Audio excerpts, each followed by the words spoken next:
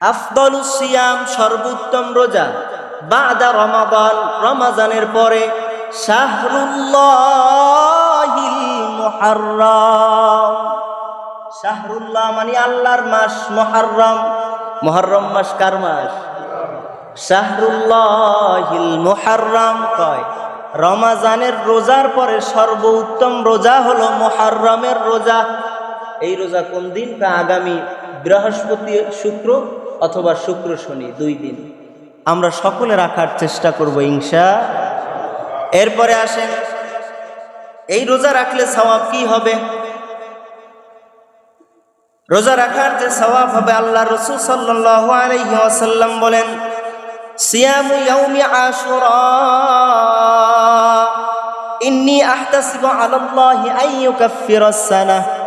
আল্লাহর রাসূল বলে, যদি তুমি আশুরার দিনে ইয়াউমে আশুরা 10 তারিখ আশুরার একটা রোজা রাখো তাহলে তোমার কেমন সওয়াব?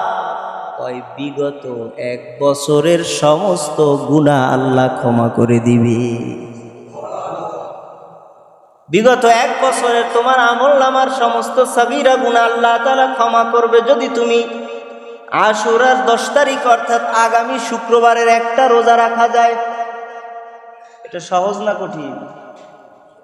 হ্যাঁ, রোজা রাখার কথা শুনলে কেমন সবাই একটু কষ্ট পান নাকি?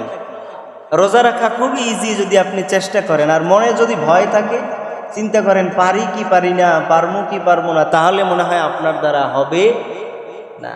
ইমানি জোর থাকতে হয়।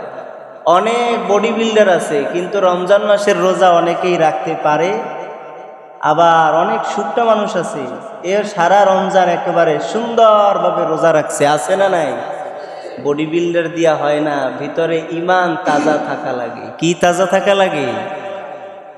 বডি থাকলে হবে না, ইমানকে তাজা করতে হবে, নিয়তকে খালেস করতে হবে, নয়তো আমাদের দ্বারা সম্ভব হবে না। আল্লাহ তাআলার কাছে তৌফিক চানো মালিক। দুনিয়ার বহু মানুষ যদি পারে, আমি কেন পারবো না গো আল্লাহ? দুনিয়ার সবাই যদি আপনারে খুশি করতে পারে, আমি কেন পারি না? মনে হয় গুনার কারণে কপাল মন্দ হয়ে গেছে। দুনিয়ার সব মানুষ ইবাদত করতে পারে, নামাজ পড়তে পারে, আমি কেন পারি না?